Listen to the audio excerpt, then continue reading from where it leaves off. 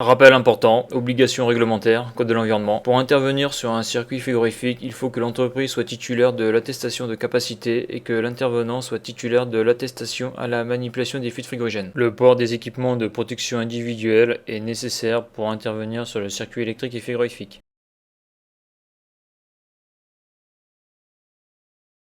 Alors, dans la vidéo froid 382, entretien obligatoire des packs et climatisation de particuliers, découverte de la réglementation, on apprend que l'entretien des packs et des clims au-delà de 4 kW est obligatoire chez les particuliers. Je m'étais intéressé à savoir ce que le décret, donc c'est un acte réglementaire, ce que ce décret prévoyait au niveau de la maintenance à faire sur ce type de matériel. Donc là, dans cette vidéo, je vais faire un récapitulatif de ce qu'il y a à faire au niveau de la maintenance, au niveau réglementaire, mais surtout là je vais prendre la documentation d'une pompe à chaleur RO et on va voir ce que le constructeur prévoit en maintenance sur sa machine, et ça sera donc une Aqualis-2 50AH au R410A qui date de 2009. À noter que la documentation constructeur de la maintenance de cette machine se trouve sur internet en accès libre, et à la fin de la vidéo on découvrira avec quelques photos l'installation.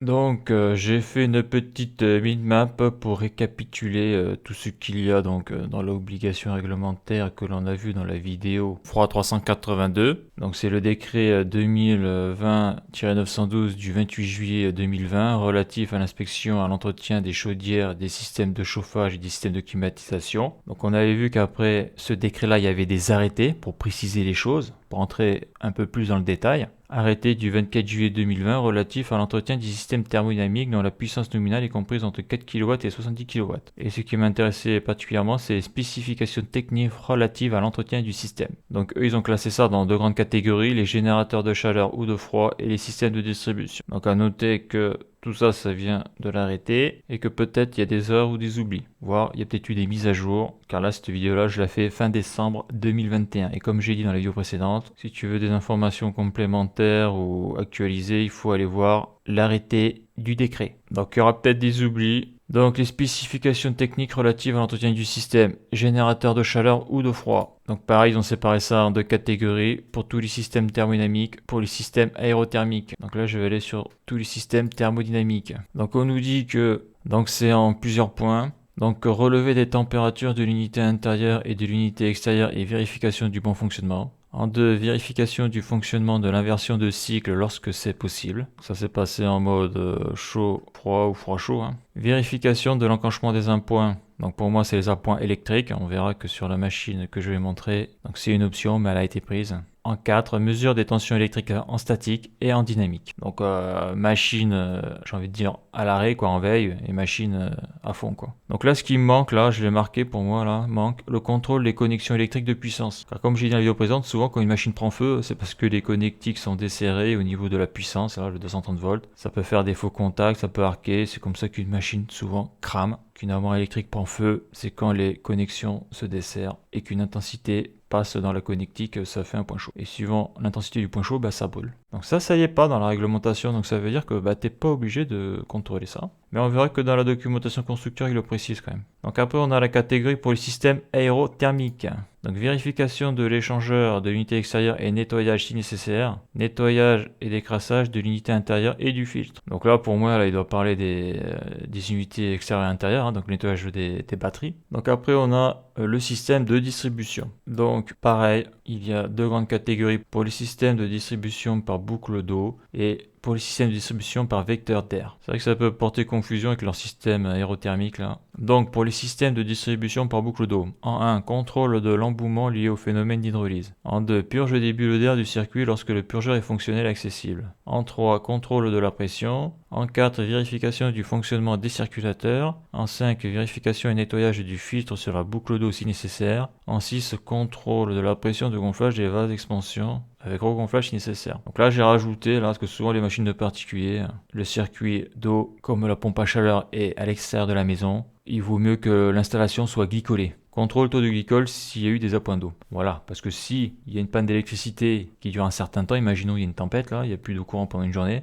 si les températures sont négatives, l'échangeur à plaque qui est dans la machine, bah, s'il l'échangeur à plaque est mort. Et donc j'ai envie de dire la PAC est morte parce que de l'eau se sera en plus mélangée, en tout cas sera rentrée dans le circuit frigorifique et alors là, donc le fluide sera perdu, l'huile du compresseur sera contaminée, quoi, tout sera contaminé par l'eau. Et donc ça c'est pas marqué en point obligatoire à contrôler. Donc voilà ce qu'ils disent pour les systèmes de distribution par boucle d'eau, hein, donc c'est plancher chauffant et radiateur. Hein. Donc après pour les systèmes de distribution par vecteur d'air, donc ça on n'est plus sur de la PAC RO, on est sur de la PAC RR. Vérification de l'état des gaines accessibles ou dégainables. En 2, vérification et nettoyage avec désinfection si nécessaire de l'unité intérieure et du filtre. Vérification du fonctionnement du ventilateur. Donc moi en plus ce que j'ai rajouté là c'est vérification de l'évacuation des condensats. Donc voilà ce que dit la réglementation au 26 décembre 2021 car c'est à ce moment-là que j'ai téléchargé le PDF qui m'a permis de faire ce document. Donc maintenant on va voir les prescriptions du constructeur de la machine que l'on a vu au début de la vidéo.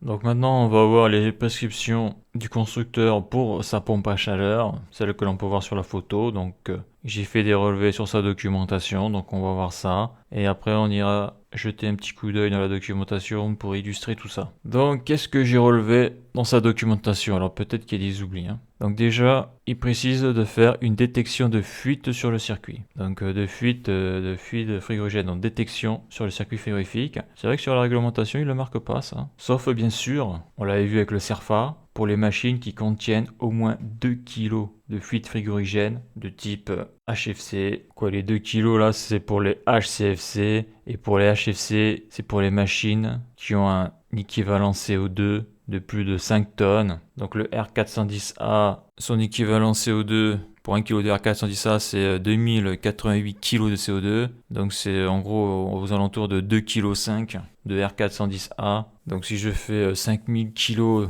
donc 5 tonnes divisé par 2088, ça fait 2,39. Donc c'est à partir de en gros 2,4 kg de R410A parce que ça fait un équivalent CO2 de 5 tonnes qu'il faut faire le CERFA. En dessous, il n'y a pas besoin de remplir ce papier, en tout cas c'est comme ça que je le comprends. C'est la fréquence minimale du contrôle périodique. Ça va être basé sur la quantité de fuite frigorigène dans l'équipement. Bon, ça j'avais parlé dans la vidéo précédente. Donc eux déjà, ils le précisent, même si ta machine fait moins de 5 tonnes en équivalent CO2, il faut faire une recherche de fuite avec le détecteur. Donc après, si l'installation est glycolée, il faut vérifier le taux de glycol. Hein. Donc ça après ça dépend aussi de la région. Hein. S'il est verigel, il vaut mieux que le circuit soit glycolé à cause des pannes d'électricité. Vérifier l'encrassement des filtres eau. Nettoyage de la batterie, retirer le couvercle de l'unité, nettoyer soigneusement la batterie avec un aspirateur, ainsi que l'ensemble du compartiment ventilation, remettre le couvercle en place, nettoyer le bac, vérification du serrage des connexions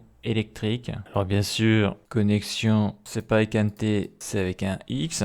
Vérification du serrage des connexions électriques, nettoyage du filtre à eau. Voilà, après ce que j'ai rajouté moi, donc en manque, contrôle le fonctionnement à point électrique, dans la réglementation ils en parlent. Là le constructeur, il en parle pas. Pareil, contrôle du vase d'expansion, le constructeur n'en parle pas. Donc voilà ce que j'ai relevé dans la documentation du constructeur. Maintenant on va aller y jeter un œil pour voir si j'ai pas oublié des trucs, pour amener des informations complémentaires. Donc cette documentation est trouvable sur internet, Aqualis 2, installation, fonctionnement, mise en service, maintenance. Donc là je vais aller directement sur la page qui concerne la maintenance. Donc c'est bien, la doc est en français, elle est bien faite. Donc je vais aller directement à la page entretien et maintenance. Page 13, entretien et maintenance. Donc qu'est-ce qu'ils nous disent? Maintenance de l'unité. Avant toute intervention sur le groupe, couper son alimentation principale. Donc ça c'est pour travailler en sécurité. Intervention sur les ventilateurs. Les ventilateurs sont fixés au panneau avant à l'aide de 4 vis plastiques diamètre M6 par 20. Attention lors du serrage de ces vis, le couple maximum appliqué est de 1 Nm. Il nous précise même les couples de serrage. C'est bien. Encore faut-il avoir l'outil adapté. Si vous ne disposez pas de clé dynamométrique, personnellement j'en ai jamais eu. Au travail je parle. Visser jusqu'à sentir une résistance, puis visser un quart de tour supplémentaire. Okay. Intervention sur le compresseur. Le compresseur est fixé sur la plateforme par 4 vis de diamètre 8 mm. Attention lors du serrage de ces vis, le couple appliqué est de 13 Nm. Si vous ne disposez pas de clé dynamométrique, vissez jusqu'à sentir une résistance, puis vissez 3/4 de tour supplémentaires. Intervention sur le compresseur sur toutes les tailles. Donc là, il y a une erreur, hein. C'est intervention sur le circulateur. Sur toutes les tailles, les circulateurs sont équipés de vis de dégrippage. Il peut être nécessaire de les utiliser lors d'une mise hors tension de l'installation pendant une période prolongée. Donc là, on a le contrôle obligatoire chaque année, mais je vais d'abord faire le conseil. Conseil, faire les relevés de fonctionnement et les contrôles suivant le tableau chapitre 4.1 au moins une fois par an. Ça, on le verra après. Les mesures de pression ou de température nécessitant l'utilisation de manomètres ne sont réalisées qu'en cas de dysfonctionnement de l'appareil. Donc c'est bien ce que j'avais dit dans la précédente vidéo. Tu ne branches les manos sur un circuit frigorifique, en tout cas d'une machine de particulier, donc avec une faible quantité de charge en fluide frigorigène, que s'il y a un souci. Car à chaque fois que tu fais des manipulations, si tu n'es pas carré dans les manipulations, tu vas perdre du fluide. Et être carré, ça prend du temps. Donc c'est pour ça qu'il le précise. Les mesures de pression ne sont à réaliser qu'en cas de dysfonctionnement de l'appareil. Donc sur avis du service après-vente, c'est non, quand tu es frigoriste, tu es assez grand pour savoir si tu dois brancher tes manos ou pas. En tout cas, si tu es frigoriste, tu fais du dépannage. Donc le service après-vente, oui, il va être utile pour accéder à la documentation technique de la machine si tu l'as pas. Il va être utile pour faire les demandes de pièces de rechange, avoir un bon identifiant de la pièce, faire un devis de pièce, tout ça. Mais voilà, le dépannage, quand tu atteins dessus, je veux dire, t'es pas électricien, quoi. T'as pas besoin de demander à quelqu'un de te dire comment que tu dois faire en dépannage sur une machine frigorifique si tu es frigoriste. Sinon, t'es pas vraiment frigoriste. Tu es apprenti frigoriste ou frigoriste en devenir. Mais non, le service après-vente, vraiment, c'est pour la doc, la documentation, pour la régulation, mais après, pour le diagnostic, faut pas déconner, quoi. Pour être assuré d'un bon fonctionnement du groupe et bénéficier de la garantie, souscrire un contrat d'entretien auprès de votre installateur ou d'une société de maintenance agréée. Réaliser une vérification visuelle, je sais pas ce que ça veut dire, une société de maintenance agréée. Réaliser une vérification visuelle et auditive de l'ensemble de l'installation en fonctionnement, ok. Vérifier qu'il n'y a aucune fuite d'eau ou de traces d'huile autour de l'appareil et de la bonne évacuation des eaux de condensat. D'accord, on contrôle s'il y a fuite d'eau, traces d'huile et que l'évacuation des condensats se fait correctement. Alors, spécificité et contrôle obligatoire liés à l'utilisation d'un fluide frigorigène. En conformité avec le règlement CE numéro 842/2006 sur certains gaz à effet de serre. Donc le fluide frigorigène R410A est un gaz dont l'impact sur l'environnement est donc impact nul sur la couche ozone, indice ODP, Ozone Depletion Potential égale 0, impact sur l'effet de serre GWP ou PRG en français, Global Warming Potential égale 1960 kg de CO2 équivalent. Donc là il parle du R410A, donc ODP 0 et GWP 1975 kg de CO2. Et c'est vrai que sur la régate d'Enfos, il marque 2088 kg, donc ça varie un petit peu suivant le constructeur ou le fabricant. Les exploitants doivent assurer par un personnel qualifié un contrôle périodique d'étanchéité annuel pour les installations contenant plus de 3 kg de réfrigérant, 2 kg en France, décret et arrêté du 7 mai 2007. Donc là on a vu que sur le CERFA, là, actuellement c'est 2,39 kg. Pour le R410A, ça représente un équivalent CO2 de 5 tonnes. Quelle que soit la charge du réfrigérant, SIAT, donc c'est le constructeur, impose d'effectuer ce contrôle pour le bon fonctionnement de votre installation. Alors oui, c'est vrai que quand tu es sur la machine, ce qui est bien avec les packs RO, c'est que le circuit frigorifique est très compact, tout est dans l'unité extérieure, donc il n'y a pas besoin d'être dans la maison. Donc c'est vrai que sortir son détecteur et faire le tour de la machine, ça peut aller assez vite. À la différence des machines à détente directe où l'unité intérieure va aussi avoir du fluide, où il faut aller sur l'unité intérieure. Et en plus, il y a une lésion frigorifique entre les deux. Donc c'est vrai que les pompes à chaleur RO, pour ça, c'est le top. Tout est au même endroit lorsque l'on fait une recherche de fuite. Pour toutes les installations supérieures à 3 kg de réfrigérant, 2 kg en France, obligation est faite pour l'exploitant de tenir un registre où sont consignés les quantités et les types de fluides contenus dans l'installation. Ajouter et récupérer date et résultats des contrôles d'étanchéité, identification du technicien et de l'entreprise intervenante. SIAT recommande fortement de tenir ce registre, même si la charge de réfrigérant de votre installation ne vous l'impose pas. Bon, déjà, il y a le CERFA où il y a beaucoup d'informations dessus, tout ce qui a été intervention sur la machine au niveau du circuit frigorifique, dont la recherche de fuite. Si la réparation fait suite à une fuite, nécessité d'effectuer un nouveau contrôle d'étanchéité un mois après. L'exploitant est chargé de récupérer le fluide frigorigène afin de le faire recycler, régénérer ou détruire. Ok.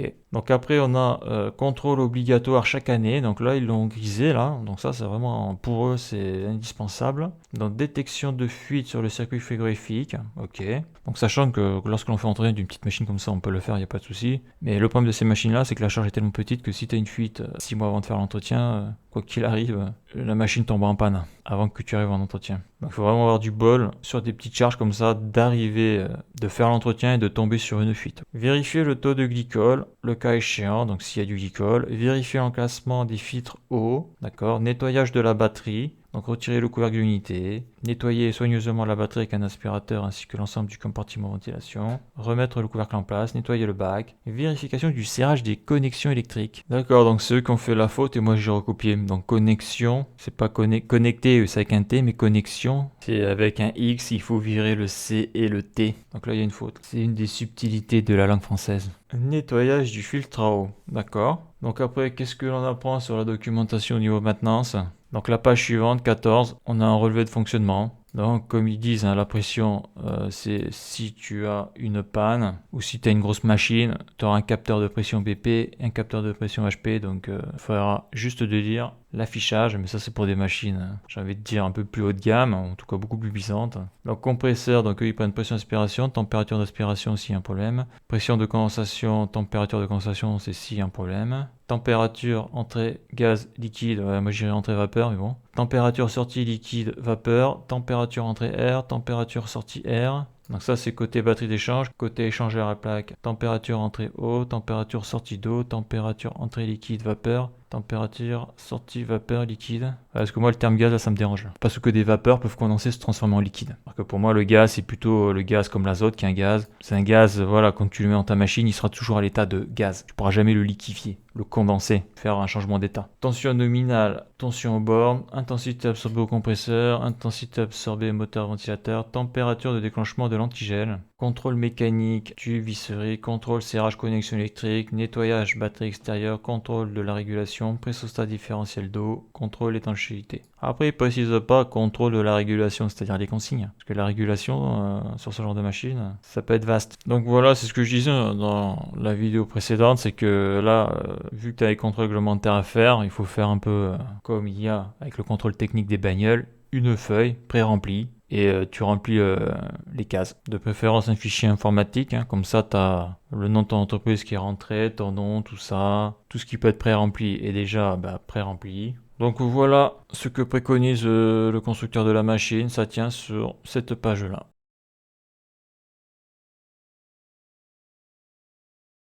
Donc maintenant on va découvrir un peu plus cette pompe à chaleur. Donc je vais commencer par la documentation. Je vais mettre aussi quelques photos d'illustration car j'ai été amené à intervenir sur cette machine pour faire un entretien de base. Donc comme ça va permettre de découvrir une pompe à chaleur de particulier. À quoi ça ressemble, comment ça fonctionne. Donc là on apprend que les générateurs thermodynamiques Aqualis 2 RO sont des appareils monoblocs extérieurs équipés en série de donc un compresseur scroll à faible niveau sonore, un échangeur à plaque brasée, un condenseur à air, un ventilateur hélicoïde, donc c'est un ventilateur avec une hélice, là il n'y a pas de turbine, comme on avait pu le voir sur la vidéo avec le chauffe-eau thermodynamique. Donc ventilateur hélicoïde avec variation de vitesse en mode froid et en mode chaud, les accessoires hydrauliques, une régulation électronique complète. Donc ils sont testés et vérifiés en usine, il est vrai qu'une charge de réfrigérant au R410A. Donc ça, je passe. Conseil de sécurité intéressant. Pour éviter tout risque d'accident au moment des opérations d'installation, de mise en service et de réglage, il est impératif de prendre en considération les spécificités du matériel telles que le circuit frigorifique est sous pression, il y a la présence de fluide frigorigène, la présence de tension, l'implantation et la température de surface peut aller jusqu'à 150 degrés Celsius, probablement au niveau du compresseur, au refoulement. Et s'il y a un problème, parce que 150 degrés Celsius c'est hyper élevé. Seul du personnel expérimenté et qualifié peut intervenir sur de tels équipements. Il est impératif de suivre les recommandations et instructions qui figurent sur les notices d'entretien, les étiquettes ou instructions particulières, se conformer impérativement aux normes et réglementations en vigueur, comme on a pu le voir avec le dernier degré qui oblige les particuliers à faire l'entretien de leur pompe à chaleur. Important, avant d'intervenir sur le groupe, vérifier que le courant d'alimentation soit bien coupé. Donc ça c'est pour l'entretien bien sûr, parce que quand tu es en dépannage, il faut que la machine soit alimentée pour faire le diagnostic. Donc là, sur la page suivante, on a comment installer, là c'est le terminal de commande. Donc ça, tout ça, là, c'est pour l'installation. Ça m'intéresse pas. L'emplacement de la pompe à chaleur, donc là, zone d'accessibilité. Donc c'est où placer ta pompe à chaleur, les cotes minimum. Ah, là, on te dit qu'il faut pas l'installer sur un balcon, là. Aucun obstacle ne doit gêner la libre circulation de l'air sur l'échangeur à air, aspiration et soufflage, et éviter les vents dominants. Donc là, on voit ils ont mis un petit muret pour casser le vent s'il vient de ce sens-là. Très important, règle à respecter pour éviter la transmission du bruit. Nos appareils ont été étudiés pour un fonctionnement à faible niveau sonore. Il faut cependant se soucier dès la conception de l'installation de type de montage pour les bruits solidiens. Donc les bruits solidiens, c'est les vibrations qui passeront dans les tuyaux si c'est des tuyaux rigides. Et de l'environnement extérieur pour le bruit aérien. Dans le cas d'une implantation extérieure, le problème acoustique prépondérant est le respect du voisinage. Éloignez au maximum l'équipement de votre voisinage en utilisant si possible des écrans naturels, buttes de terre, murs opaques, etc. Évitez d'implanter l'équipement à proximité immédiate des parois. En effet, la présence des parois peut augmenter considérablement le niveau sonore par réflexion. Pour votre propre confort, évitez de placer l'équipement trop près des zones sensibles, fenêtres de chambre par exemple. Donc on voit que les plots anti-vibratiles sont obligatoires, hein. Ça atténue les vibrations, en tout cas la transmission des vibrations sur le sol. Hein. Donc on voit aussi que moi j'ai une taille 50, donc j'ai 2 ventilateurs, alors qu'en dessous tu as qu'un ventilateur sur l'unité extérieure. Donc préconisation pour la fixation des tuyauteries. Attention à ce que les flexibles ou tuyauteries traversant les murs de l'habitation ne soient pas en contact direct avec la partie maçonnée. Les supports de tuyauterie doivent être munis de matériaux antivibratiles. Vous éviterez ainsi la transmission de bruits parasites dans votre bâtiment. Donc la pose est très importante pour éviter les nuisances sonores. Donc moi ce que j'ai là c'est la 50H. Donc poids à vide 120 kg quand même. Poids en service 135 kg. Ok, donc c'est celle-là que j'ai là, modèle 50, on voit comment c'est foutu. Donc intéressant, le raccordement hydraulique. Donc une étude de dimensionnement doit être réalisée afin de respecter les conditions de fonctionnement, débit, perte de charge. Les diamètres des tubes n'est pas obligatoirement le même que celui prévu sur l'appareil. Donc ça après c'est le bureau d'études, hein, la sélection de la pompe à chaleur, c'est par rapport aux déperditions thermiques de la maison. Hein. On n'installe pas n'importe quoi hein, si on veut que ça fonctionne bien. Donc là, la 50, qu'est-ce que l'on a? Donc là, qu'est-ce qu'on nous dit? Raccordement de tuyau de distribution. Utiliser 2 clés pour le serrage des raccords. Ok. Sur le 50, on est sur du 1 pouce à quart au niveau diamètre de connexion. Donc moi, j'ai la 50, débit minimum 1,5 litres m3/h. D'accord. Débit nominal en production au froid de m3/h. Donc 1,98 m3/h. Donc en froid. En chaud, je suis à 2,27 m3/h. Raccordement hydraulique tube cuivre 36 x 1. Raccordement hydraulique tube acier en 40 par 49, DN40, 1 pouce 1,5. Et en raccordement hydraulique tube PE, polyéthylène, c'est du 40 par 3,5. Donc là, ils sont sympas, ils mettent le cuivre, l'acier et le PE. Distance minimum calculée pour une liaison hydraulique de votre machine à 15 mètres de son raccordement sur votre installation. Okay. Donc ça veut dire qu'au-dessus de 15 mètres, il va falloir mettre des diamètres beaucoup plus gros. Installation du filtre. L'installation du filtre est obligatoire. Respectez le sens d'écoulement du fluide. Mais parce que le fluide qui va protéger l'échangeur à plat qui est brasé, donc ça se démonte pas. Respectez le sens d'écoulement du fluide. Isolez l'ensemble filtre ou l'installer à l'intérieur du bâtiment. Évitez le risque de gel. Raccordez l'ensemble kit filtre sur le retour d'eau. Maille du filtre inférieure ou égale à 600 micromètres. Donc là on a modèle froid seul.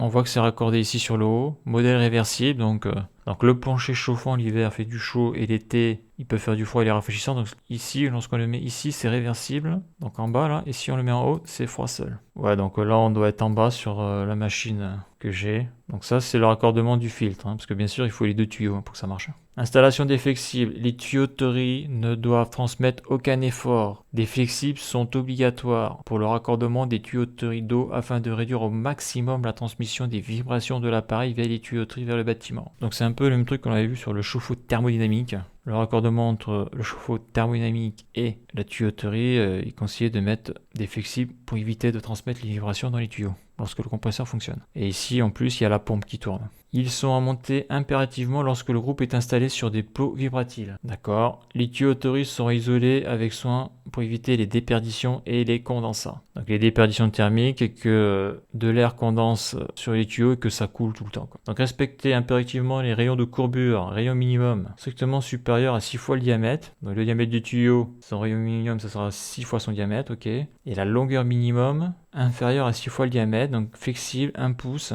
Donc son rayon c'est 140 mm, rayon de cintrage, rayon de courbure plutôt. Et 1 pouce 1 quart, son rayon de courbure c'est 172 mm. Précaution à prendre, prévoir des angles de courbure assez grands afin de ne pas pincer le tuyau intérieur et d'engendrer des problèmes de libido. Quand le tuyau est percé, après il peut éclater, il sera fragilisé. Soupape de sécurité, si votre installation comporte un réchauffeur électrique, ce qui est le cas ici, et on voit que c'est une option, il vaut mieux le prendre. Une soupape de sécurité de 4 bars doit obligatoirement être montée sur la boucle hydraulique. Alors là, 4 bars, je sais pas pourquoi ils mettent 4 bars, parce qu'en principe c'est le chauffage c'est 3 bars. Celle-ci doit être montée à proximité de ce réchauffeur et ne doit pas pouvoir en être isolée par une vanne d'isolement. Important pour la sécurité des biens et des personnes, aucune vanne d'isolement ne doit être fermée et isolée. La soupape, des générateurs de chaleur. Aqualis 2, réchauffeur électrique, chaudière, ballon d'eau chaude sanitaire, lorsque ces derniers sont sous tension. Voilà, si l'eau se dilate, il faut qu'elle puisse s'évacuer s'il n'y a pas de vase d'expansion. Quand c'est du sanitaire, bien sûr, parce que là on est sur un circuit fermé et il y a un vase d'expansion. Donc qu'est-ce qu'on nous dit sur l'eau des condensats? Évacuation de l'eau de condensat en mode chauffage. Attention, si vous utilisez ce raccordement lors de températures extérieures inférieures à 0 degrés Celsius, veuillez à prendre les précautions nécessaires afin d'éviter le risque de gel de l'eau dans la tuyauterie d'évacuation. Donc diamètre 25 mm, il est recommandé d'utiliser un traceur chauffant en cas de température négative. Transmission du bruit, bruit solidien. Attention à ce que les flexibles ou tuyauteries traversant les murs de l'habitation ne soient pas en contact direct avec la partie maçonnée. Les supports de tuyauterie doivent être munis de matériaux antivibratiles. Vous éviterez ainsi la transmission de bruit parasite dans votre bâtiment. Et ça, dans les vieux bâtiments, des fois, des très vieux bâtiments en chauffage, des fois les pompes en chaufferie, c'est sur du tube acier, il n'y a pas de manchon antivibratil.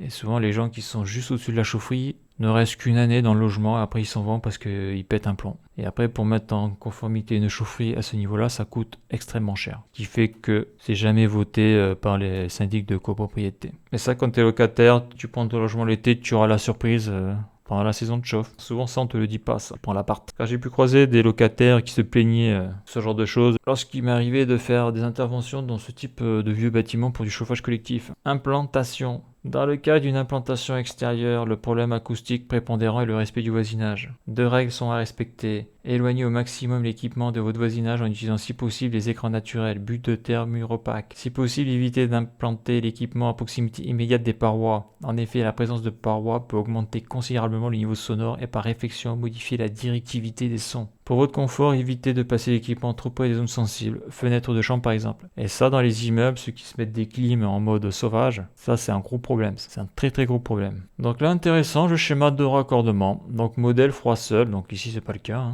Donc qu'est-ce que l'on a? Donc le filtre il est en haut, l'entrée est ici, la sortie est ici, on voit qu'ils ont mis des flexibles, ok.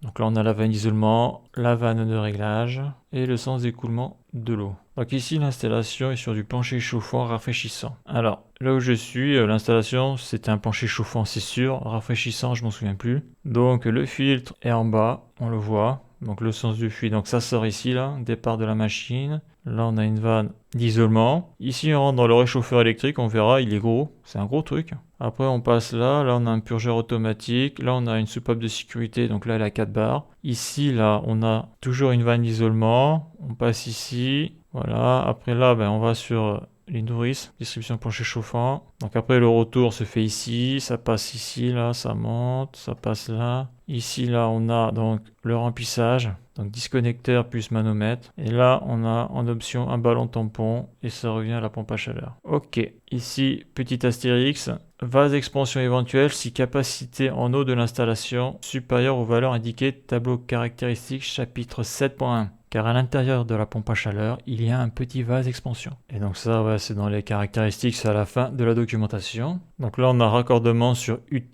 Donc UT, c'est des unités terminales, c'est des radiateurs. De ce que je vois, la seule chose qui change, c'est qu'on n'est plus sur du plancher chauffant. On est sur des radiateurs. Et là, on a le raccordement pour plancher chauffant ici et unité terminale. Donc là, on a les deux. Et là, on a le schéma de principe de câblage, c'est-à-dire de raccordement hydraulique, lorsque la pompe à chaleur est en relève de chaudière. Donc là, ce que l'on voit, c'est que il y a le primaire de la pompe à chaleur. Donc là, le départ se fait comme ça passe ici. Et là, on voit qu'en haut, ça rentre dans un ballon bouteille de mélange 4 piquages. C'est comme ça qu'ils l'appellent. Il y a une vanne de réglage pour le débit. Ça passe là et ça va ici. Donc ça, c'est le primaire. Et donc là, on a un secondaire. Alors, ce qui est bizarre, c'est que si elle n'est pas assez puissante, la chaudière va prendre l'eau en haut, là. Donc là où c'est le plus chaud, la pompe à chaleur tourne, l'eau la plus chaude va être en haut, va prendre l'eau ici, là, va la faire passer comme ça. Donc là, le clapet anti-retour, ils auraient pu mettre une flèche. Bon, là, on a la flèche ici, mais pour moi, le clapet aurait dû être mis dans l'autre sens. Donc l'eau passe comme ça, l'eau est réchauffée dans la chaudière, ça part comme ça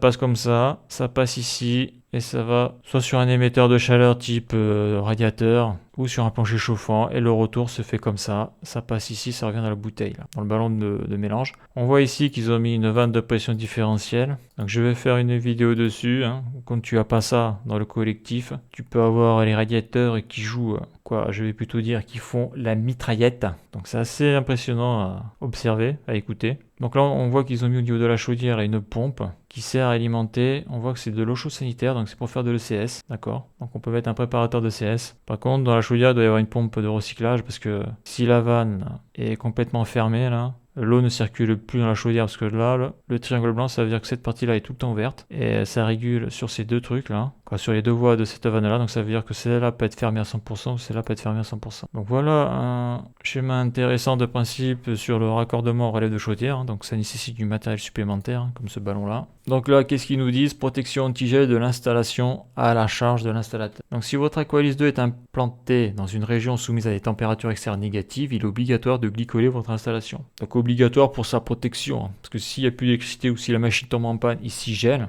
la pompe à chaleur est morte. Protégez votre installation. Afin de sécuriser votre installation et éviter tout risque de gel en cas d'arrêt volontaire ou accidentel du système de chauffage, nous vous conseillons fortement de soit vidanger l'eau du circuit hydraulique en découplant l'entrée et la sortie du groupe. Donc ça, c'est si l'eau n'est pas glycolée, la machine s'arrête. Si les températures sont négatives, il faut vider l'installation. En tout cas, il faut la vider côté unité extérieure. Mais bon, pour faire ça, il faut être là. Si t'es pas là, eh bien, ça va pas être fait. Ça va geler et l'échangeur sera détruit. Ou alors de prendre les précautions suivantes. Protégez votre circuit hydraulique intérieur avec un mélange eau plus antigel plus inhibiteur de corrosion. Car c'est ça qui va aussi protéger, en tout cas limiter au maximum la formation de boue. Surtout sur du plancher chauffant, mais pas de l'eau brute comme ça là. L'utilisation de produits inhibiteurs de corrosion vous prémunira aussi de l'apparition de boue résultant essentiellement du phénomène de corrosion. Car ça, si c'est pas fait ou si c'est mal fait, le plancher chauffant va s'embouer et après, ça chauffera plus. Et après, il faudra faire un désembouage. Et un désembouage, c'est une opération qui coûte très cher.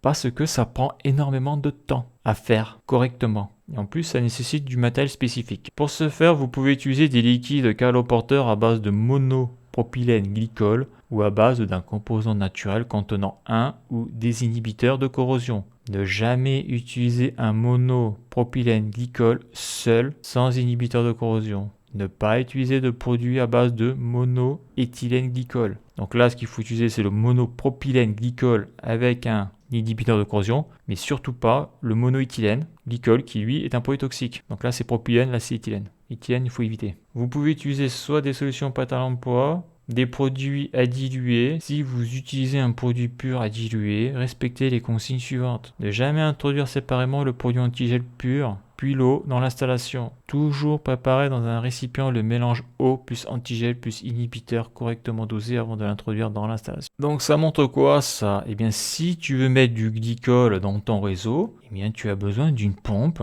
donc, qui va aspirer le mélange tout fait glycol plus eau plus inhibiteur de corrosion et tu injectes ça dans ton réseau de chauffage. Là, c'est pas j'ouvre le robinet d'eau, je remplis mon installation, je referme. Si tu fais ça, il y aura que de l'eau dans ton réseau de chauffage. Alors si c'est juste un petit appoint d'eau, ok.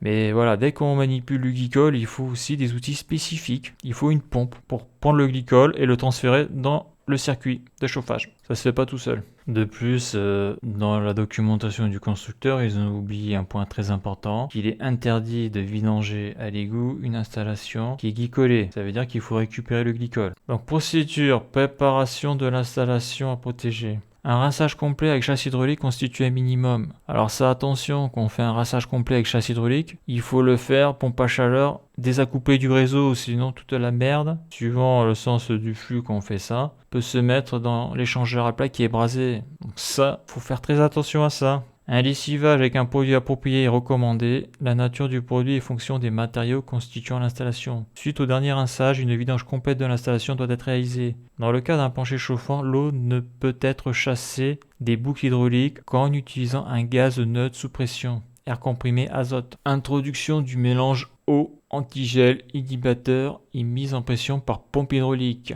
Purger consciencieusement l'installation. Faire circuler le mélange dans la totalité de l'installation pendant 2 heures au minimum avant de démarrer la pompe à chaleur. Ça, c'est sûrement pour faire évacuer l'air clair et que le mélange soit bien fait. Contrôler le dosage final obtenu avec un densimètre ou un réfractomètre. Il faut un outil spécial pour contrôler la quantité de glycol qu'il y a dans un circuit de chauffage, en tout cas dans un circuit glycolé. Contrôle du pH obtenu avec des bandes de papier pH ou un pH mètre. Poser en évidence une étiquette mentionnant que l'installation contient un antigel, le nom du produit et du fournisseur, le dosage et le pH à la mise en service. Donc là, on voit quand même c'est carré, quoi. Bon, ça, j'ai jamais vu ça, mais ce sont des informations importantes. Si un point est nécessaire, il doit être réalisé avec un mélange identique au produit initialement utilisé. Donc ça, c'est un peu comme pour les bagnoles, hein. Je sais pas pourquoi, mais à chaque fois, c'est conseillé d'utiliser le même produit qui a été utilisé avant, pour éviter de faire des mélanges. Maintenance annuelle. Contrôle du dosage, donc la quantité de glycol, c'est-à-dire jusqu'à quelle température l'installation est protégée, et du pH. Donc voilà, donc quand tu as une boîte qui vient de faire ton entretien alors que ton réseau est glycolé et qu'il n'y a aucun contrôle sur la quantité de glycol et du pH, il faut se poser des questions. Réglage des paramètres P1 et P93 en fonction du taux de glycol. Donc ça, c'est les réglages dans la machine. Température extérieure de base du lieu de l'installation. Taux de monopropylène glycol MPG. Valeur des réglages des paramètres P1 et P93. Donc ça, c'est dans la régule. Donc la température extérieure de base. Il y a un astérix, c'est la température extérieure de base, température minimale quotidienne constatée 5 fois au moins au cours de l'année. Donc il y a des endroits où tu descendras jamais en dessous de moins 5 degrés. Donc là, on te dit de mettre 20% de monopropylène glycol. Température de congélation, moins 8. Et là, on te dit que sur le réglage du paramètre P1, il faut mettre 1. Et sur le P93, il faut mettre 0. Si ta température descend jusqu'à moins 10 degrés, chez toi, en extérieur, il faut mettre 30% de glycol. Température de congélation, moins 15. Réglage du paramètre P1, 1, P93, moins 5. Et si on descend jusqu'à moins 15 degrés en température extérieure, parce qu'après en dessous en France c'est rare, déjà à moins 15 degrés il faut être en montagne là. Donc là on est taux de MPG 40%, là ça monte là. Température de congélation, moins 25 degrés Celsius. Réglage P1, 1. Réglage du P93, moins 10. Voilà. Donc là, intéressant, influence du taux de glycol sur les performances de la machine. Coefficient eau glycolé. Car plus il y a de glycol dans la machine, moins la machine est performante. Avec une concentration de 30% en poids en monopropylène glycol. Là, on a la concentration avec 40%. Donc en mode froid, il faut la puissance calorifique, il faut la corriger. Donc ils disent qu'il faut la multiplier par 0,98. Multiplié par la puissance calorifique au pur. Là, le débit d'eau doit être aussi corrigé. Il faut prendre le coef 1,03 multiplié par le débit d'eau pur. Là, on voit que c'est 1,05 avec le 40% en MPG. Et les pertes de charge de l'installation, là, il faut appliquer un coefficient de 1,35. Et quand c'est du 40%, c'est 1,55. Donc, on voit qu'avec l'eau pure, il y a moins de problèmes, hein. Mais bon, l'eau pure, ça gèle. L'eau doit être analysée et traitée si besoin. Il est recommandé de faire appel à un spécialiste qualifié dans le traitement des eaux. Cette analyse permettra de savoir si l'eau est compatible avec les différents matériaux de l'appareil en contact avec celle-ci et d'éviter tout phénomène de couple électrolytique. Tube en cuivre 99,9% avec brasure cuivre et argent. Manchon fileté en bronze ou bride plate en acier suivant les modèles d'appareil. Échangeur à plaques et connexion en acier inoxydable avec brasure cuivre et argent. En cas de problème important, des manchons électrolytiques sont disponibles chez les distributeurs spécialisés. Ok, donc là on a les raccordements électriques.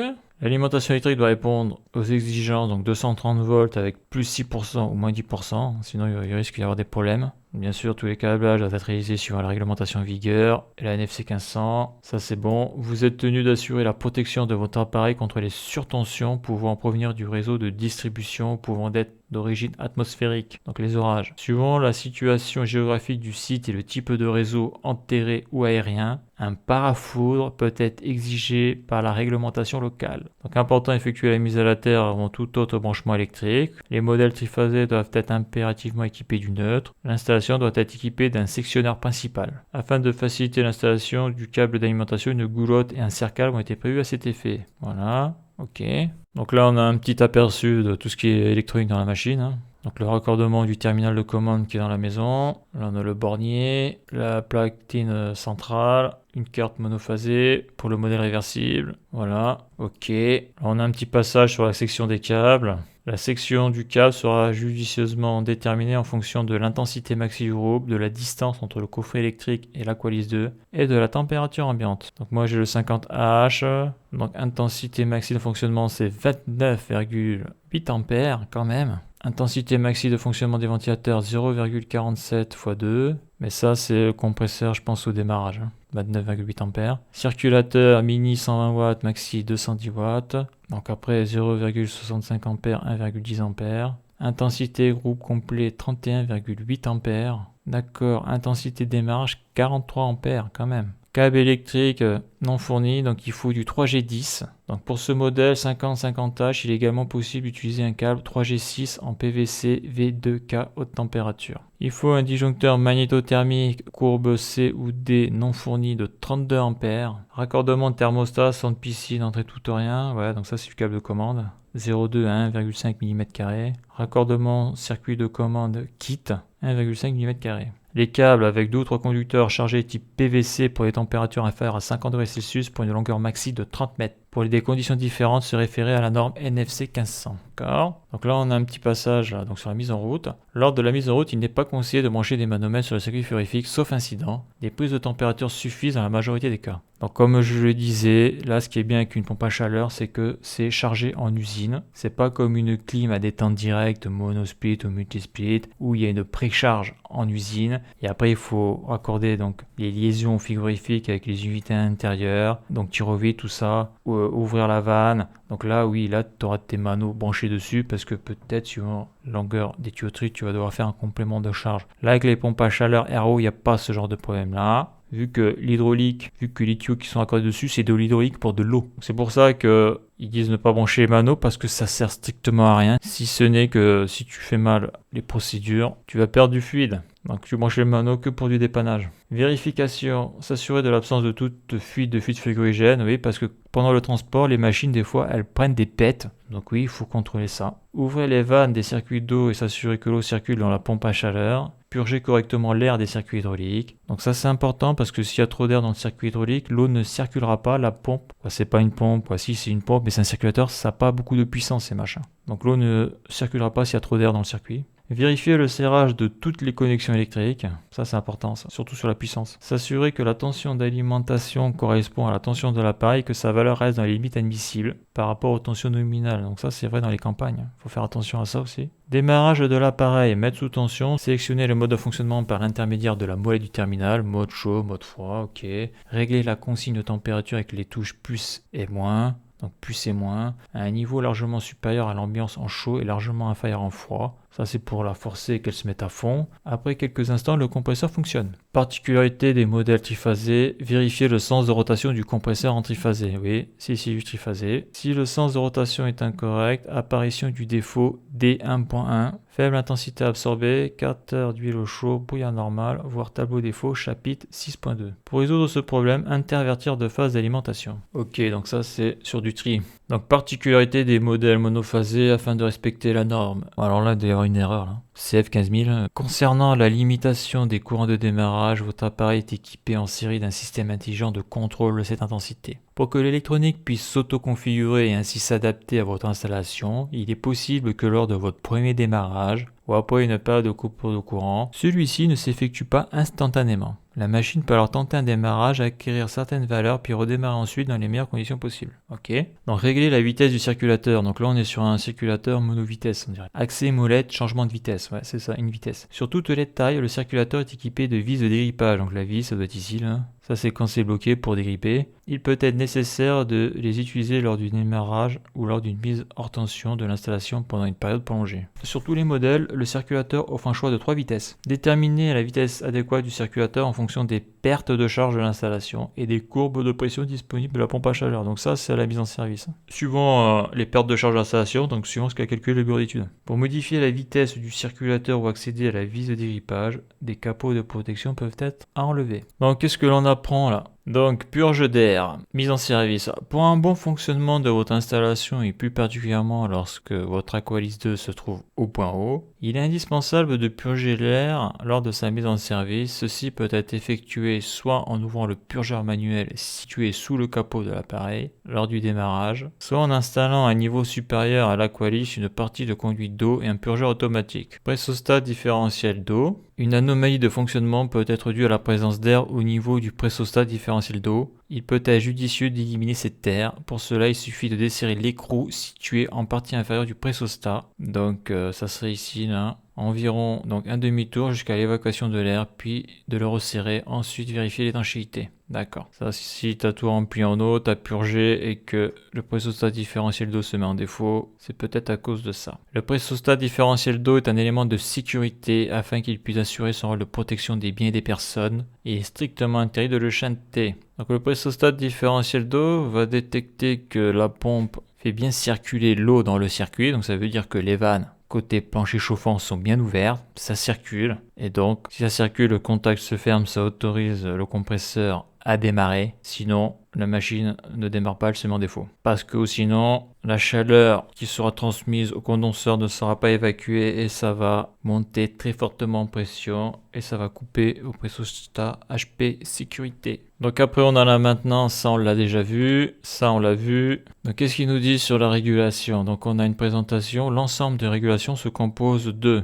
donc le terminal de commande et d'affichage qui est dans la maison, la carte de régulation électronique, la carte de puissance monophasée mode réversible, la carte de puissance monophasée modèle froid seul, donc modèle réversible, modèle froid seul, carte de puissance triphasée. Donc cela on peut être amené à appeler le SAV, c'est quand un de ces éléments déconne. Le SAV de la marque a des procédures spécifiques pour faire certaines levées de doute que nous on n'a pas. Par exemple, là, la carte de puissance monophasée, si y a un truc qui déconne dessus, bah, toi tu peux pas le réparer, donc tu vas être obligé de la changer. Mais avant de la changer, il faut être sûr que le problème vient bien de là, que ça vaut quelques euros. Donc là, ouais, le SAV ça sert. Donc après, on a le terminal et son affichage, hein, donc c'est pas un terminal super sexy, hein. C'est des vieilles régulations, tout ça. Donc on voit qu'il y a quand même un paquet d'informations hein, sur ce genre d'appareil.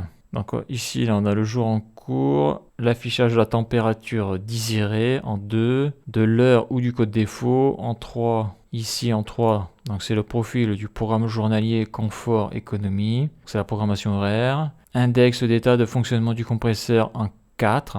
Donc ça, c'est les index, c'est ces petits triangles. Ouais, c'est ça, en 4. Parce que ici, c'est les jours en cours. Donc là, on voit pas le nom du jour, hein, c'est juste des chiffres. Hein. C'est en ça que l'interface n'est pas super sexy. Donc le 4, c'est l'état de fonctionnement du compresseur. Donc il faut savoir que celui-là du haut, c'est le compresseur, mais c'est pas marqué, quoi. C'est ce triangle-là qui s'affiche. Donc si t'as pas la doc, tu peux pas le savoir. En 5, c'est index d'état des fonctionnements des appareils électriques en option. Donc ça, c'est peut-être les étages de résistance électrique. En 6, le 6, il est ici, la flamme. Index d'état de fonctionnement de la chaudière en option. En 7, la PAC sera en mode relève. En 7, ici, là, index d'état du fonctionnement chauffage piscine, option. En 8, c'est index d'état du mode accès aux paramètres, voire notice détaillée. En 9, le 9 c'est ici, c'est quoi? Symbole de fonctionnement en mode essai. D'accord? Donc le mode essai, là, ça permet de... On le verra plus tard, ils en parlent. Ça c'est pour la maintenance. En 10, touche de modification. Donc le 10 c'est là, ouais. En 11, affichage de la température ambiante en combinant les touches OK et moins. C'est ici. En 12, changement de mode, confort économique programmé, donc le 12 d'accord. Validation du choix ou annulation des défauts. En 13, le 13, repère de sélection du commutateur. 14, commutateur de choix du mode de fonctionnement à 8 positions. Et en 15, c'est le délestage. Donc là, il y a marqué euro. Quand le 15 s'affiche, l'euro, c'est délestage. Donc délestage, c'est que ça s'est coupé. On déleste. Donc là, les index, ici, là, le petit triangle du bas, index 0, c'est accès aux paramètres des premiers et deuxième niveaux. Là, index 1, accès aux paramètres du premier niveau. Ici, là, c'est l'index 2, chauffage piscine fixe égale chauffage effectif de la piscine, clignotant égale arrêt en attente, marche synchronisée avec pompe filtration. Donc là, c'est bien ça. Index 3, c'est fonctionnement à point électrique, troisième étage, en remplacement du compresseur. Index 4, fonctionnement à point électrique, deuxième étage. Index 5, fonctionnement à point électrique, premier étage. Donc ça, ce sont des étages de résistance électrique. Index 6, fonctionnement du compresseur. OK. Pour un complément d'information concernant l'affichage et la programmation du terminal, se reporter la notice jointe à ce dernier. Voilà. Donc là, on a différentes informations sur la position de la molette. Donc on a l'horloge, la programmation au froid, le mode froid, marche arrêt, mode hors gel, mode chaud, programmation en chaud, piscine. Donc tu imagines bien quand tu viens d'entretien et que tu connais pas la clim, il faut que tu tapes la documentation pour savoir comment intervenir dans tous ces modes. Donc ça prend du temps ça. Spécificité des machines non réversibles, ok. L'accès aux paramètres. Donc suivant le type de votre installation, et suivant vos besoins, vous aurez à régler vous-même quelques paramètres. Ces paramètres nommés P plus un nombre vous permettent d'obtenir un fonctionnement optimal de votre machine. Le tableau complet des paramètres se trouve page suivante. Vous accédez aux paramètres. Pour accéder aux paramètres, veuillez suivre la procédure suivante. Placez la molette du terminal sur une des positions suivantes. Donc les symboles là. Accès paramètres niveau client. Appui simultané sur les touches OK et plus pendant 3 secondes. Accès paramètres niveau installateur. Appui simultané sur les touches OK et plus pendant 5 secondes. Donc ça, si tu le sais pas, tu peux pas le deviner parce que chaque machine a sa petite procédure pour accéder aux paramètres. L'accès aux paramètres niveau installateur est réservé à un personnel qualifié. Donc ouais, le but c'est quand ça marche, c'est pas tout dérégler. Modification des paramètres, donc appuyez sur plus et moins pour atteindre le paramètre à modifier, appuyez sur OK pour entrer dans la valeur du paramètre. Appuyez sur plus et moins pour modifier la valeur du paramètre, appuyez sur OK pour valider la modification et revenir au numéro de paramètre, sortie mode paramètre, maintenir la touche OK pendant 3 secondes ou attendre 1 heure sans intervention, OK. Donc on voit qu'il y a un paquet de paramètres, donc on voit qu'il y a des paramètres avec une tête là, 2 têtes et des paramètres sans tête. Donc les paramètres qui ont une tête, on l'a vu ici, c'est les paramètres niveau client. Donc tous les autres, c'est les paramètres niveau installateur. Donc ça, c'est des paramètres qui sont accessibles au client. Donc on voit qu'il y a un paquet de paramètres. Donc ça, c'est installateur. Ça, c'est client. Consigne, confort, eau froid, consigne économique. Donc ça, c'est les consignes. Voilà. Donc tu vois que si tu veux accéder à un paramètre, si tu n'as pas la doc, c'est impossible de savoir à quoi correspond le paramètre. Donc là, on est sur l'autre page des paramètres. Donc on voit quand même c'est énorme. Hein. Donc quand tu connais pas la machine, ça prend du temps à être exploré tout ça. Donc là on a les modes de fonctionnement. Suivant votre installation et suivant le mode de fonctionnement que vous utilisez, vous devez régler le paramètre P3 d'après les indications du tableau ci-dessous. Donc ça, ouais, installation unité terminale. Ça c'est le combiné et ça c'est que le plancher chauffant doit être sur 1. Là vous souhaitez refroidir votre habitation. Donc là on est plutôt sur le mode chaud. Vous souhaitez chauffer votre habitation. Donc on met sur le soleil. Le terminal affiche la consigne d'ambiance, 19 degrés. Retour d'eau, P19, P18, P17. Donc ça c'est les paramètres. Hein. La consigne maxi de retour d'eau est limitée à 49 degrés Celsius sans appoint de chauffage. À 55 degrés Celsius avec appoint électrique et à 60 degrés Celsius avec appoint type chaudière. La consigne maxi de retour d'eau est limitée à 40 degrés Celsius. Donc là si je regarde le 17, 18, 19, donc 17, 18, 19, température air extérieur début dérivant chaud. Température air extérieur fin dérivant chaud. Consigne max fin dérivant chaud. Ouais d'accord. UT, les unités terminales telles que ventilo-convecteur radiateur, PCR. Donc un PCR c'est un plancher chauffant rafraîchissant. À ne pas confondre avec les tests PCR. Pour des applications particulières industrie process ou si vous ne souhaitez pas réguler en fonction de la température ambiante, placez le paramètre P4 à 0. Dans ce cas, en configuration UT ou UT plus PC, la consigne affichée est une consigne de retour d'eau. D'accord ? Tout changement de mode entraîne au préalable l'arrêt du compresseur. Donc là, les appoints, c'est quoi? Le paramètre P6 permet de configurer le type d'appoint installé. P6 permet également de définir le type de délestage. Donc ouais, donc ça, c'est le délestage à résistance électrique. Hein. Donc là, on n'a pas d'appoint, point électrique, appoint chaudière piloté par sa propre régulation. Appoint chaudière piloté par sa propre régulation. Appoint chaudière piloté par la régulation microconnect. Je sais plus si ça existe, là, les tarifications JP, ce genre de choses. Hein. C'est ça, je crois, le JP, tarification électrique. Les appoints ne sont pas autorisés. Les appoints sont autorisés, ok. Ouais, parce que là, le délestage, pas rentrer tout ou rien, c'est pour éviter de faire sauter le disjoncteur de la maison, ça. Qui est plus d'excité parce que tu dépasses ton abonnement EDF, là, au niveau de l'ampérage.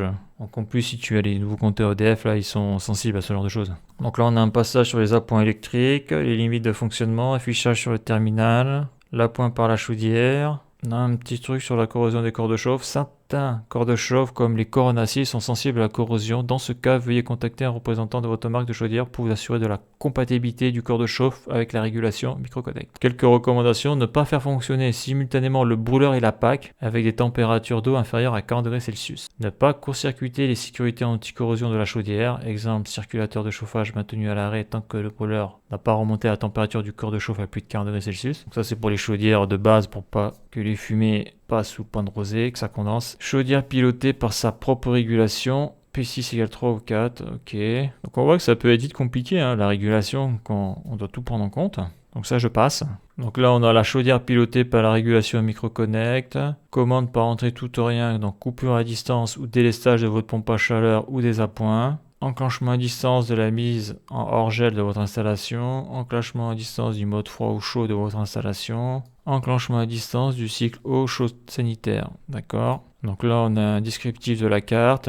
Donc voilà ce que l'on a. Les borniers, c'est bien expliqué en plus, les sondes, tout ça, c'est en français. Donc là, on a le contrôleur de débit, la sonde température échangeur à plaque, côté fluide, la sonde entrée d'eau, retour d'eau, la sonde de sortie d'eau, départ d'eau, sonde air extérieur, sonde fluide batterie. Ouais, parce que fréon, c'est un mot qui est dépassé pour moi, ça finit ça. Carte fille, d'accord. Donc ça veut dire quoi? Il y a une carte mère? Ouais, c'est ça, carte fille, et ça, c'est la carte mère. Et là, on a des sorties, des commandes. Ok, la terre, le bornier, notre phase. C'est bizarre, il y a marqué terre là.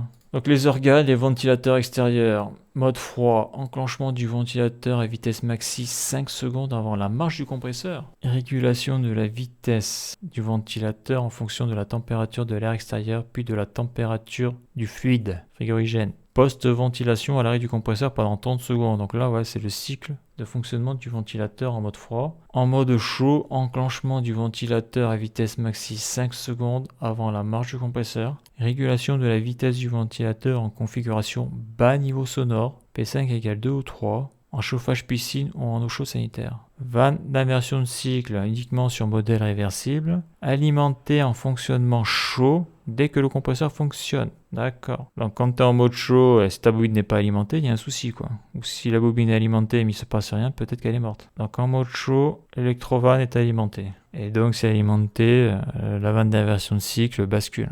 Donc en mode froid, elle n'est pas alimentée. Après 30 minutes d'arrêt du compresseur, on désalimente la vanne. Ah ouais, quand même. 30 minutes. Le cordon chauffant bac de condensat uniquement sur modèle réversible, P99 égale 1, est alimenté si compresseur en fonctionnement et température extérieure inférieure à 0 degré Celsius et température du fluide dans la batterie est strictement inférieure à P25 et en mode chaud. Donc P25, température batterie de déclenchement tempo avant dégivrage. Réglage d'usine, moins 2 degrés Celsius. Et oui, parce que l'hiver, il faut gérer les dégivrages. Le circulateur, dégrippage automatique pour éviter le grippage du circulateur à l'arrêt. La régulation le fait tourner 1 minute tous les 7 jours. Le circulateur, il fonctionne en continu dans la plupart des cas. Il a l'arrêt dans les 3 cas ci-dessous en mode arrêt. Logique. En mode hors gel lorsque la température extérieure est supérieure à plus de 10 degrés Celsius. En mode chaud avec chaudière si vous avez passé P34 à 0. Dans ces 3 cas d'arrêt, le circulateur peut être relancé pour éviter le gel de l'échangeur.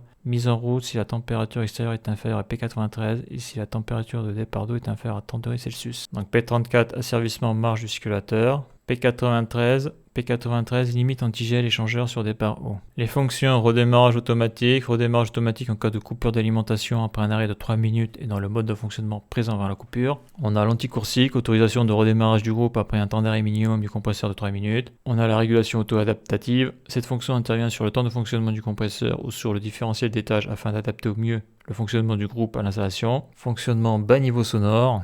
Si vous estimez que votre groupe fait trop de bruit, vous avez la possibilité de diminuer la vitesse de rotation du ou des ventilateurs. Pour ce faire, et sur votre mode de fonctionnement, veuillez agir sur le paramètre P5. Attention, ce mode de fonctionnement peut tendre à dégrader les performances de votre appareil dans certaines conditions de température. Les options ci-après nécessitent le raccordement d'une carte auxiliaire, donc régulation piscine, sonde de contrôle d'hygronométrie, chauffage eau chaude sanitaire, traceur de tuyauterie. Une sortie sur la carte de régulation microconnect, borne 1 et 2 sur le bornier J15, vous permet d'alimenter votre traceur de tuyauterie non fourni dès que la température extérieure passe sous P93. Le traceur sera régulé en fonction des températures de retour d'eau et extérieure. Attention, lors d'un fonctionnement en mode froid avec une température extérieure inférieure à P93, la mise en marche du traceur peut provoquer un réchauffement de l'eau. Ah, ça serait bête. Sur de grandes longueurs de traceur, l'apport calorifique peut être non négligeable. Voilà, parce qu'il y a des endroits, par exemple sur les data centers, les groupes d'eau glacée sont à l'extérieur, ils ne sont pas glycolés. Par contre, sur les tuyauteries, il y a des traceurs électriques, des résistances de chauffe, au cas où.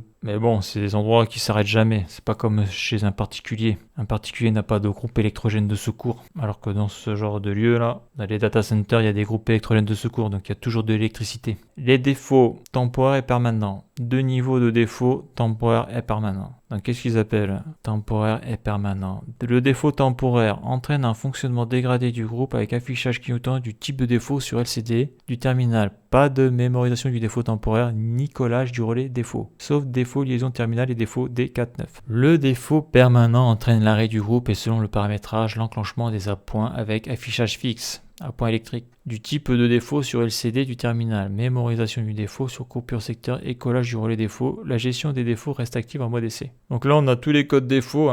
Alors voyons ce qu'ils ont prévu. Liaison terminale, rotation compresseur ou défaut sur débido. Ouais, mais alors le débido et le compresseur, ça n'a rien à voir quoi. Donc les deux doivent être en série sûrement pour faire une économie d'une entrée sur la carte. Pressostage P ou quart de démarrage, 24 voies, ouverture pressostat différentiel, son de température extérieure, son de température entrée d'eau, son de température sortie d'eau, son de température entrée fluide batterie, son de température fluide échangeur, son de terminal, son de température piscine, groupe hors limite d'utilisation, antigel échangeur sur l'eau, antigel échangeur sur le fluide, frigorigène, antigel échangeur sur divergence des températures du fluide échangeur et départ d'eau en mode froid. Voilà, donc ça c'est l'algorithme qui fait ses petits calculs, il détecte qu'il y a un problème. Défaut terminal, défaut EPROM, défaut temporaire intervenu durant le cycle CS, d'accord. Acquittement des défauts, après avoir diagnostiqué et remédié à la cause du défaut, l'acquittement de ce dernier se fera par appui sur la touche OK du terminal pendant 3 secondes.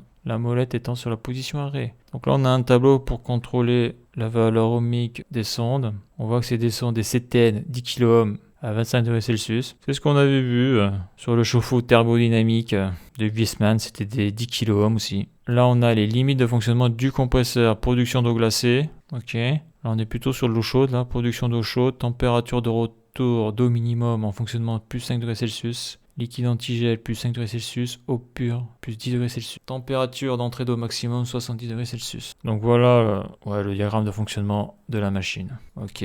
Donc là on a toutes les caractéristiques. Donc moi c'est la 50H.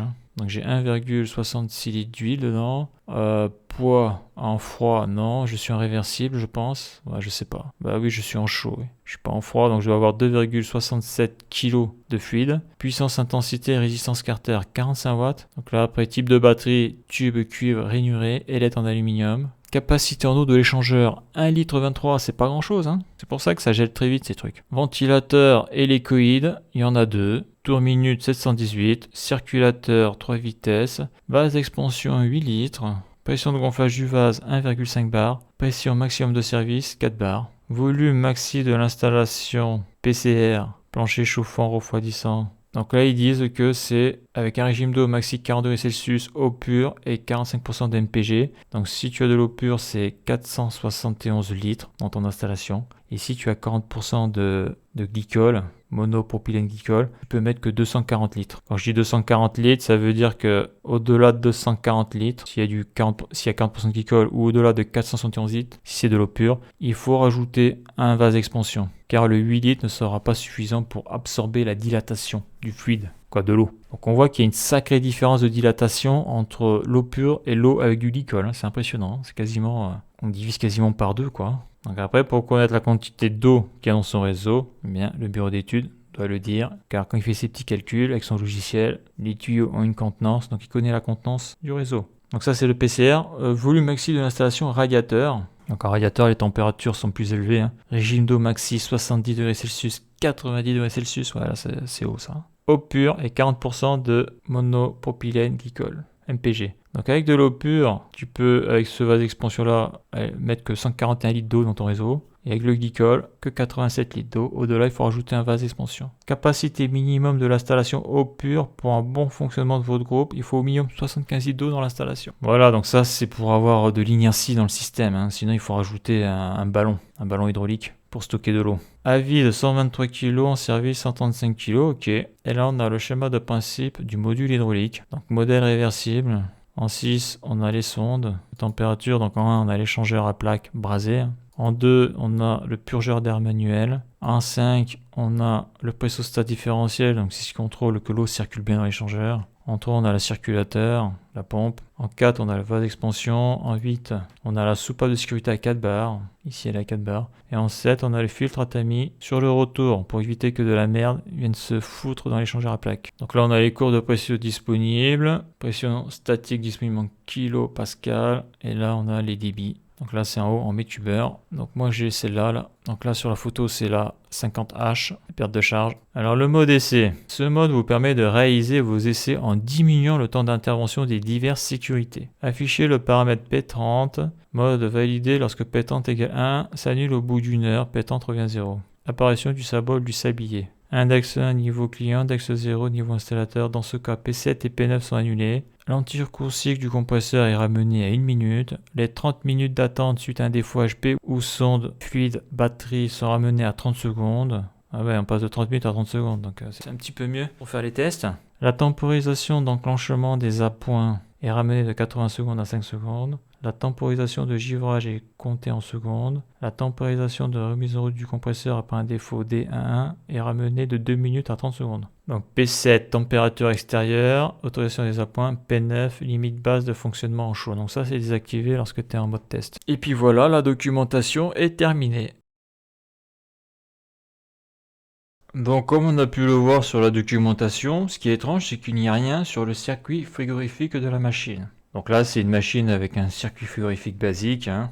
Mais bon, ça aurait été intéressant d'étudier le circuit frigorifique de cette machine-là, de voir les éléments qu'il y a à l'intérieur. Donc j'ai pris quelques photos pendant l'intervention de maintenance sur cette machine-là. Donc déjà, la première chose qui saute aux yeux, c'est qu'elle est dégueulasse. On voit là, il y a de la mousse en train de pousser là, ici aussi. Donc souvent quand tu fais les entretiens, tu es censé avoir au minimum un tuyau d'arrosage avec le pistolet qui va bien pour nettoyer. Donc après, ça pose le souci d'avoir tous les raccords pour pouvoir se brancher chez le particulier, en tout cas sur un de ces robinets. Alors moi, j'ai déjà vu des personnes qui étaient spécialisées sur le nettoyage de batteries, c'est-à-dire par exemple en foire commerciale des évaporateurs qu'il y a dans les supermarchés, tout ce qui est linéaire, bac, et les gens qui font ça travaillent avec un nettoyeur haute pression avec les bonnes buses. Car j'ai déjà fait le test, une fois je travaillais de nuit avec un sous-traitant, et j'avais mon petit jet d'eau là, je nettoyais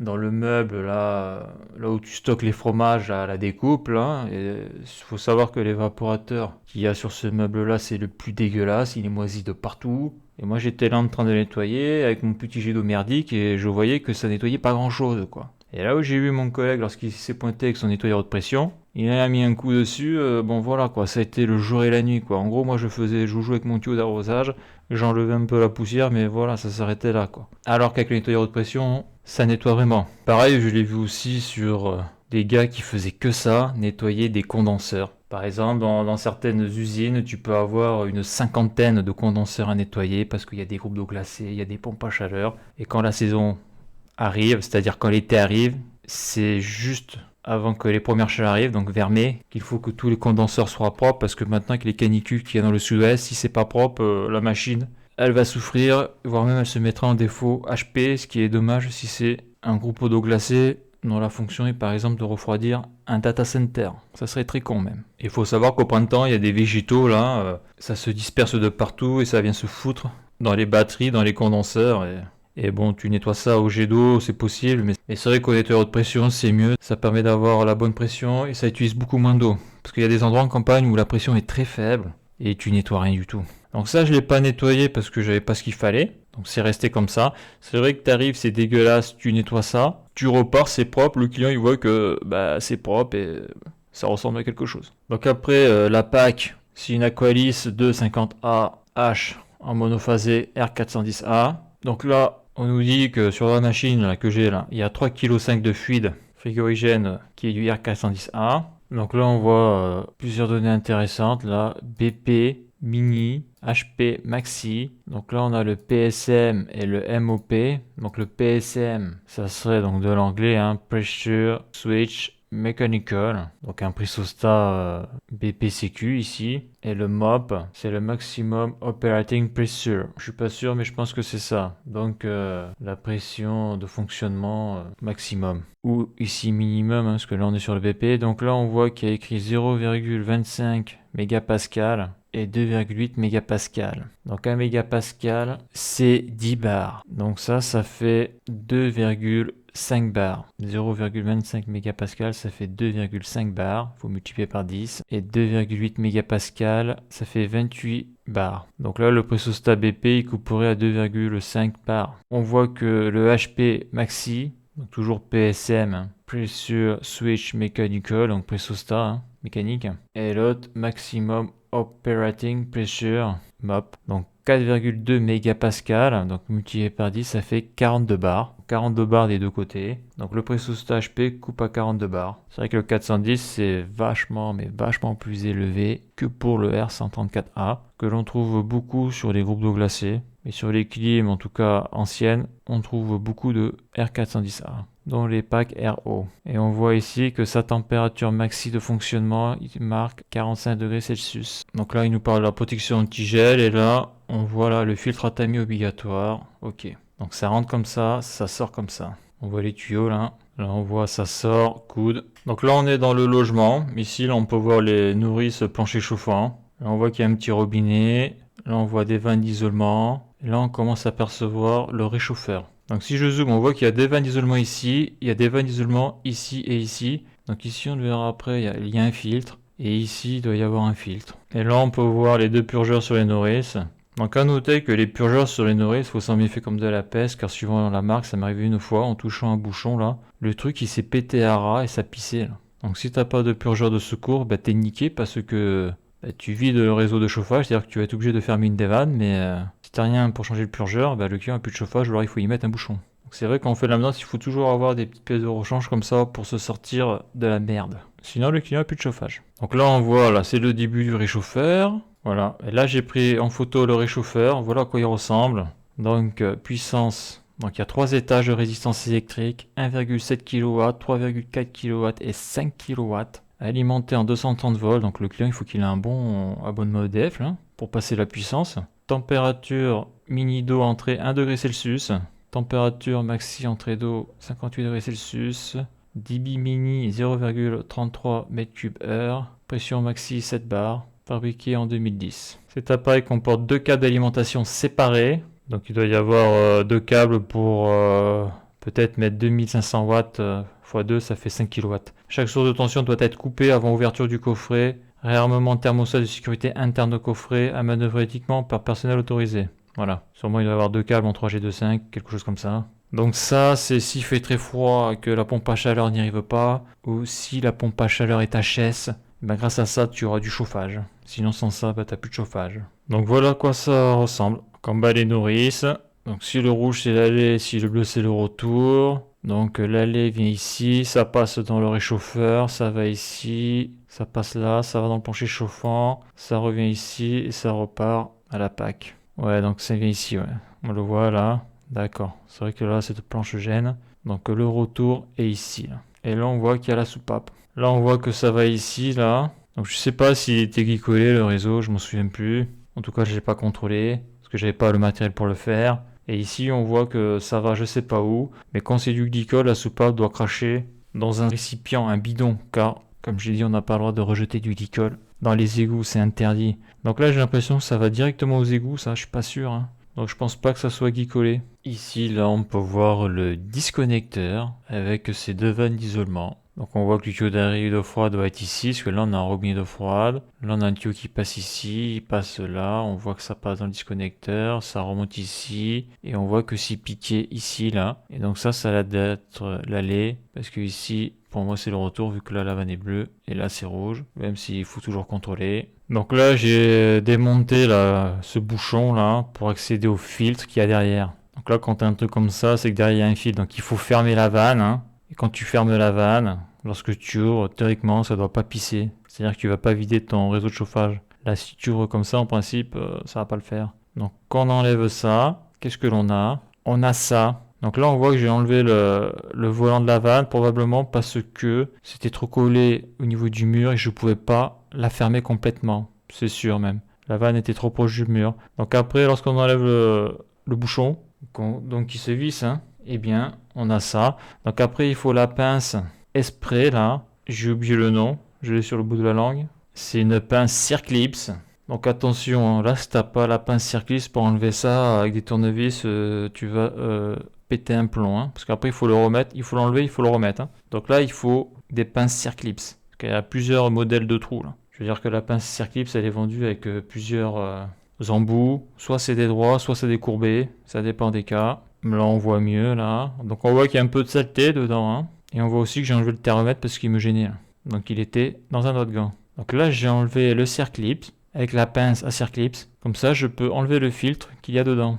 Et là j'ai enlevé le filtre, après on le passe à l'eau, hein, pour enlever la merde. Et après on remonte. Donc on voit que j'ai fait couler un petit peu d'eau, hein, le mur est blanc, donc après il faut passer un coup de chiffon. Donc là aussi il y a un filtre donc, qui est sur le retour. Là on était sur l'allée, là c'est le retour. Donc là on était sur l'allée mais de la nourrice. Là on est sur le retour. Donc là je l'ai enlevé, comme on peut le voir. Donc pareil, si j'ai dû enlever le manche de la vanne, c'est que ça devait me gêner. Et là je l'ai remonté. Là on voit qu'il y a un petit robinet de purge. Donc là j'ai enlevé le haut de la machine. Donc là on voit le vase d'expansion, le circulateur. Ça je sais plus ce que c'est. Pour retirer le capot avant, il faut débrancher ces prises là. Donc c'est les prises des ventilateurs. Voilà à quoi ça ressemble. Les fils sont mis là-dedans et après ça se visse. Et bon, ça il faut pas y toucher, hein. Mais il faut dévisser ça et retirer le truc. Voilà, c'est particulier. Là je l'ai débranché. Là on voit l'échangeur à plaque. Et là on voit là, le système de purge ici. Là on voit le système de purge. Donc ce tuyau après il faut le foutre dehors. Ça c'est quand on veut purger manuellement le circuit hydraulique. Et là j'ai enlevé un capot avec le ventilateur en débranchant la prise ici. Donc là j'ai enlevé le capot du haut. Et en face avant on voit bien l'échangeur à plaque. Le vase d'expansion qui se gonfle dessous. La pompe. C'est peut-être le pressostat différentiel, je m'en souviens plus. Donc là j'ai ouvert en bas, on voit le compresseur, la bouteille anti-culte liquide, les fils déshydrateur, ça je sais pas ce que c'est, peut-être un truc anti-bruit, la vanne inversion de cycle. Sur les photos on voit moins bien qu'en réel. Donc on voit que c'est assez compact, hein.